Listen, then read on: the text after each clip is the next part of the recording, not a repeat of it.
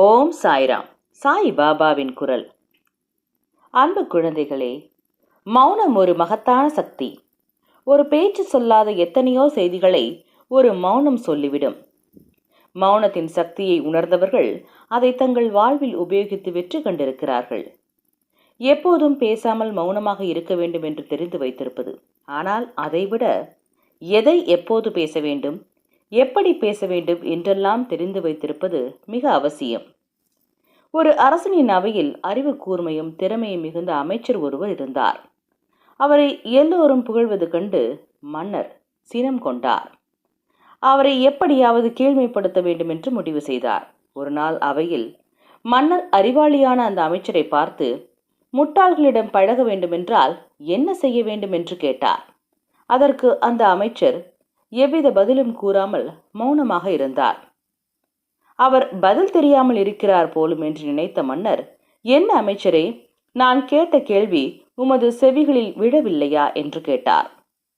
முட்டாள்களுடன் பழக வேண்டுமானால் என்ன செய்ய வேண்டும் என்று மீண்டும் கேட்டார். அதற்கும் பதில் கூறாமல் மௌனமாகவே அமைச்சர் இருந்தார்.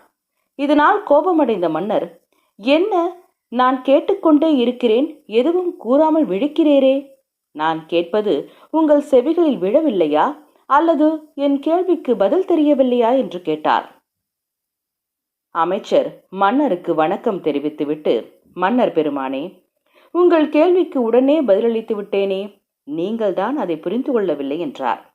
உடனே மன்னன், 3 முறை நான் கேட்டும் பதில் ஏதும் கூறாமல் மௌனமாக அல்லவா இருந்தீர் என்றான்.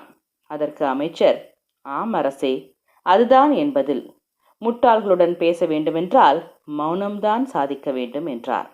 மன்னர் வாயடைத்து போனார். ஒரு மனிதனை தாக்கும் மிகப்பெரிய ஆயுதம் அவனுக்கு பிடித்தவரின் மௌனம்தான். மௌனம் சாதிப்பது கொடியவனுக்கே ஊக்கமளிக்கும், கொடுமைக்கு உள்ளாகிறவனுக்கு ஊக்கமளிக்காது.